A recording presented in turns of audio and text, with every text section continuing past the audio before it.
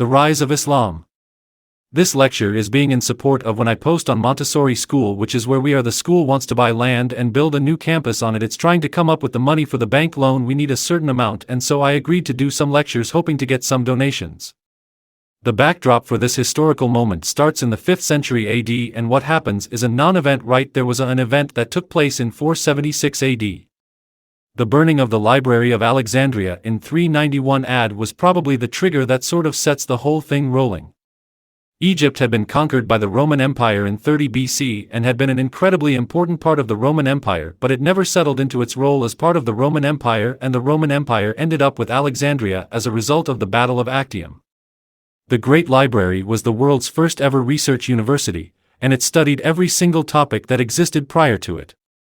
Alexander the Great invented geometry, the world's first ever robot, the world's first ever analog mechanical play, figured out the size of the Earth, and created star charts, all of which were really important for the Roman Empire, because the Roman Empire was terrible at innovating. The Romans were really good at conquering. They were a machine, a war machine, a really amazing, finely tuned war machine, and they were trained to be engineers. They could build a fort during the night, sleep in it, and then move on to the next location. The Roman Empire thrived because of its conquest of the Great Library, which allowed it to absorb technology it couldn't do otherwise. The Christian Roman Empire decided to purge its city of its non-Christians in 391 AD. Theophilus, the Archbishop of Alexandria, ordered that the pagan and Jewish population be expelled or killed, so a mob of Christians formed and began attacking Jewish businesses and Jewish homes. Christians attacked the synagogues, and the pagans, and the Great Library, which was the bastion of paganism, was attacked as well. The director was a woman named Hypatia, and in Egypt women had enormous rights, while in Rome women were basically slaves. When Rome absorbed Egypt, the women had enormous opportunity to become business leaders, take political positions, and even become directors of the Great Library. They circumvented Roman law by taking a male slave and having the male slave sign contracts. The god Serapis was a construct god made up when the Greeks took over Egypt. They associated him with Hades because he was a combination of two gods, Osiris and Apis. There were people worshipping the Greek pantheon, the Roman pantheon, the ancient Egyptian pantheon, and the hybrid gods, which are a merger of Greek and Egyptian culture at that point. Theophilus thinks that if he can get the Egyptian population to hate Jews and pagans and purge them out of the city, he can get them to stop hating Rome and hate somebody else, but he has a problem because at the time they weren't ready to do that. When a mob arrived outside of the Great Library, the librarian grabbed her students and ran to the library part of the library and threw all the valuable books on the floor. The students would scoop the books up and tuck them in their clothing. The Christians burned down the Great Library in Rome, wiping out centuries of human knowledge and development, and setting the stage for Rome's decline. Hypatia's story isn't overly finished, but she began tutoring kids, and people from all over the Roman Empire sent their kids there. She was a Neoplatonist and was trying to prove that the sun was at the center of the solar system, not the Earth. She knew that a Greek named Ptolemaeus had shown that the Earth was at the center of the solar system, but her model was wrong. A woman was robbed by monks, pulled off her horse, and had her flesh scraped off. A mob formed around the woman, and they burned her home and finished off her books, so if you were thinking that some of those books were gonna make them, they didn't. Around 400, a group of Germanic tribesmen called the Vandals approached the Roman frontier and breached it. They carved a chunk of Spain off and Rome couldn't get them back out, so the year 400 is sort of the marker when Rome was no longer the amazing empire it once was. In 476, the Roman Empire was split into two, with two senates and two emperors, and two groups of Ostrogoths, one of which invaded Spain and the other of which stayed in Italy. The Western Roman Senate got together with the Germanic tribes, men, and the king of the Ostrogoths and made a deal that would make Italy part of the Roman Empire again. The Western Roman Emperor was disbanded and sent to Constantinople, where he was accepted as a symbolic figure. Rome had two capitals, two emperors, and got rid of one of them, but the political configuration remained the same. The Roman Empire lost Italy and most of its territory to Germanic tribesmen, but it didn't mean that the Roman Empire had collapsed. In 535 Rome invaded Italy and tried to take it back, but had to withdraw because the Persians had attacked. In 551 they conquered Italy again, but just as they're finishing another dramatic trial called the Lombards invaded Italy. In 541 Rome is weak, has lost valuable territory, and isn't doing well, but its soldiers are still amazing, and it has Constantinople, Alexandria, and even though it's missing the Great Library, it's still in the fight. This outbreak, called Justinian's Plague, was devastating and lasted about 2 years, like the 537549138 outbreak. About 40% of the empire died and about half of the Arab world died in this outbreak. Rome is fighting the dramatic tribesmen in the west and the Persians in the east, and then it gets into this really bad and this really strange situation where it gets this emperor named Maurice who defeats the Persians and makes it so that the western part of the empire can fight for itself. Yuri conquers the Balkans and ends up with a big chunk of Armenia, but he doesn't have any tax revenue, so his 12,000 men get captured by the Avars. The Avars brought the stirrup to Europe. If you see art depicting the soldiers in the time period, you'll see very edgy addict-looking soldiers in the Roman army. These are more likely Alvars of it, although they could be Huns. The Roman army is furious at Mauritius for massacring 12,000 men and sends a delegation to Constantinople to meet with Maurice Phocas, but Maurice refuses to meet with the delegation and the army turns against Mauritius in 602 and captures his family. The emperor's oldest son is made to watch as his sons are executed, and then he becomes the next emperor. The problem with this peace deal is that the Persians ended up in a civil war and the emperor liked Paresis, so he defended Mauritius and his oldest son was captured and killed, but then showed up in the Persian Empire and said he helped take the Roman Empire back. The Persian Empire was what is now Iran, the Roman Empire was what is now Syria and Turkey, and then Georgia.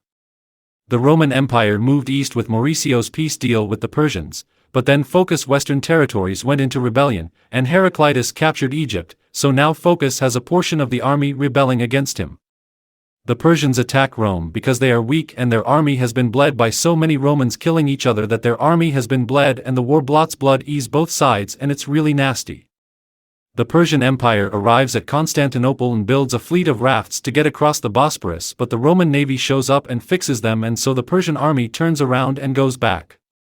One of the Persian generals is a wild man named Ascot. Shapur-Oz forms a new army, captures Egypt, Syria, Palestine, and eventually gains so much power that the Persian emperor starts to wonder how loyal he is and that he might one day try to become emperor himself. So the Romans intercept a letter ordering Chavez to be executed, and instead execute his top officers. In 628, a peace deal is made between Rome and the Persian Empire, but shortly after, the Persian emperor is assassinated and the new emperor is put in place for about 2 months. The Prophet Muhammad has a visitation by the Archangel Gabriel in 610 and starts slowly teaching his family members and friends about the message that he's getting from the Archangel Gabriel. As he interacts with Christians and Jews, he realizes that this is a third religion and he makes the Sabbath Friday. The pagan population in Mecca doesn't want him and his followers, and after 12 years of persecution they move from Mecca to Medina. The Prophet Muhammad ends up being more of a political leader than a religious leader, and after conquering Mecca, he dies without handpicking a successor. The Muslim community is supposed to pick their next leader. The Muslim leadership of the community picks a guy named Imam Bakr to become the next leader of the Muslims, and his number one priority is to unify the Arabian Peninsula, which had never ever been unified and had never been conquered by an outside force. Abu Bakr conquers the Arabian Peninsula in 632, and Khalid ibn al-Walid is the greatest warrior in human history. There have only been 2 people who fit into this category, him and another guy named Thutmose III in the West was never defeated, and all the other generals I just mentioned were defeated at one point, but they didn't have the kind of wins that these guys had.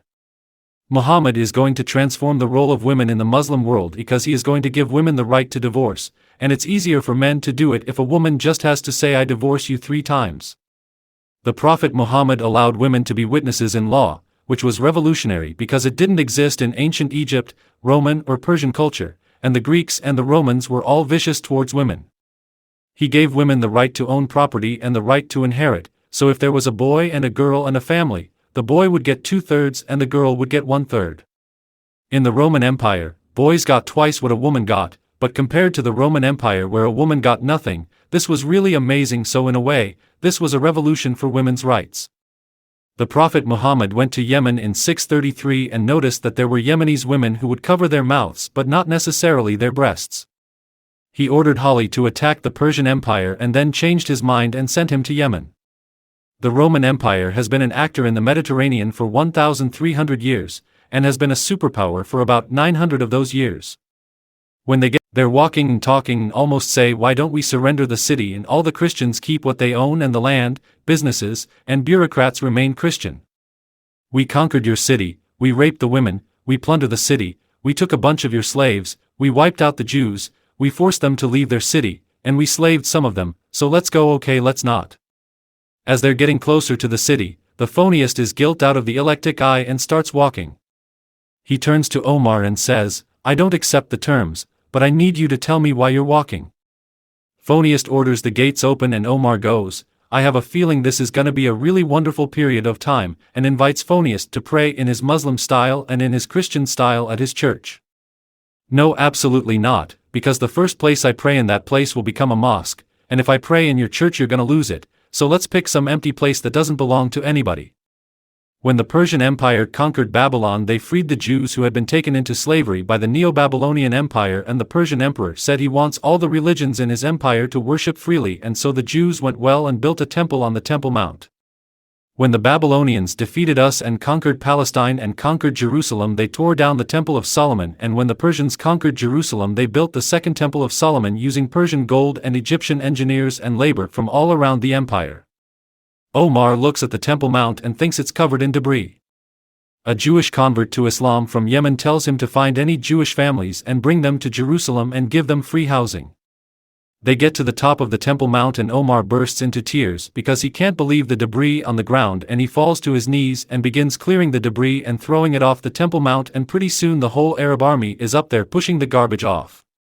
The Arabs will go all the way to Spain, and Pakistan actually had armies right up on the border with China but broke out into a civil war that lasted 5 years. The Arab Empire was on the brink of invading China when it broke out into civil war, but it lasted 5 brutal years because of the war.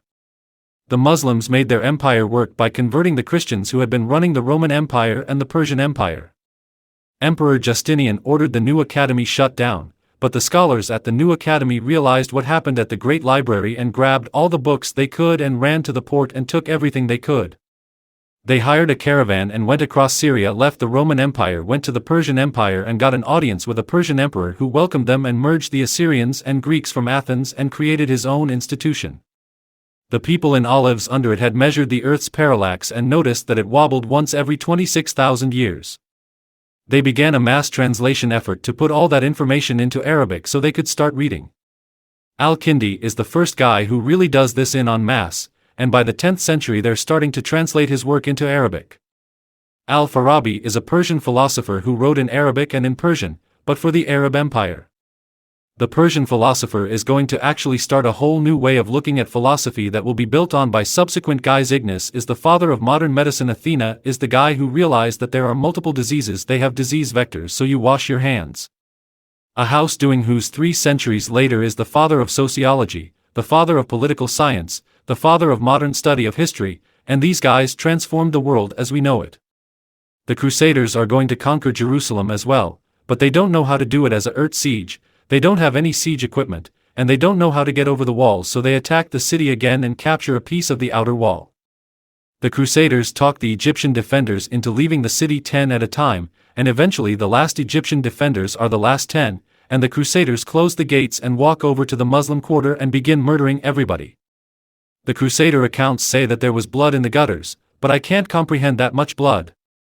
The Muslims realized that there it was over and they were going to die, so they began running to the mosques to pray, and the Crusaders smashed the doors open and murdered everybody inside, and then they went to the tops of the mosques and broke the crescent moons off and replaced them with crosses and instantly had churches.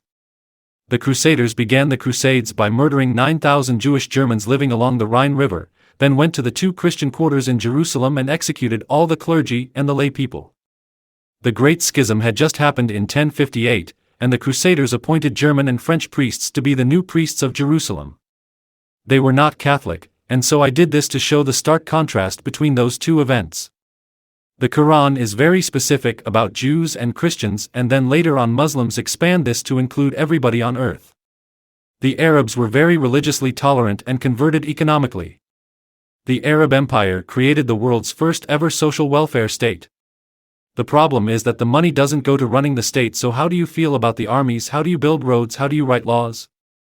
They were stuck with taxing everybody else, but instead of taxing 1%, They taxed non-Muslims with a fixed amount, which varied, but was usually between 1 and 2 ounces of gold per year.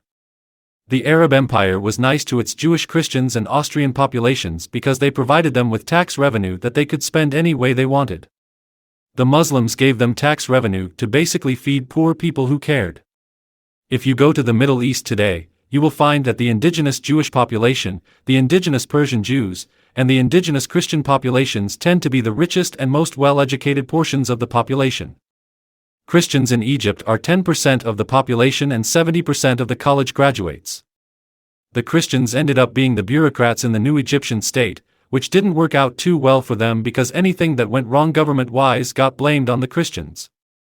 The Mongols started off vicious, murderous, and ended up being very tolerant, but they killed 30 million people before they went and they carved up Baghdad and killed 800,000 people for tanning hides. The Roman Empire was extremely intolerable towards pagan religions, but they allowed the Egyptian pagans to continue to be Egyptian pigs, and as the ISIS cult spread throughout the empire they were almost like, what can we do to combat this? One of the tragedies of history is that usually if there's a tolerant empire there is a counter-intolerant empire, and the two are clashing, and inevitably in every single case the tolerant empire eventually becomes just as intolerant as them. Pirates fighting intolerance wins is the answer. Okay, I remember the author. There's a book called The Crusades Through Arab Eyes. It's a pretty solid read. There's also Sir John Bagot Glove Basha, who was a British officer who became an Arabophile and went native, and there's about Ronnie Harani, who wrote a really wonderful book on Arab history. A student who is a film student told me that their original screenplay for Kingdom of Heaven had no good Crusaders in it, and when Hollywood got a hold of it they created Jeremy Irons' character so they could have one good Crusader, and then they rewrote a billion of aliens wrong. They did try to show the funniest scene ever in that movie, where Legolas plays Abilene and digs a hole in the desert. The Arabs invented modern agriculture, the sugar industry, the coffee industry, and the hydraulic pump. There were 4 crusades. The first one captured Jerusalem, the second one sent reinforcements, and the third one recaptured Jerusalem because they lost it, and the reason they lost it is what the story of the movie Kingdom of Heaven is about.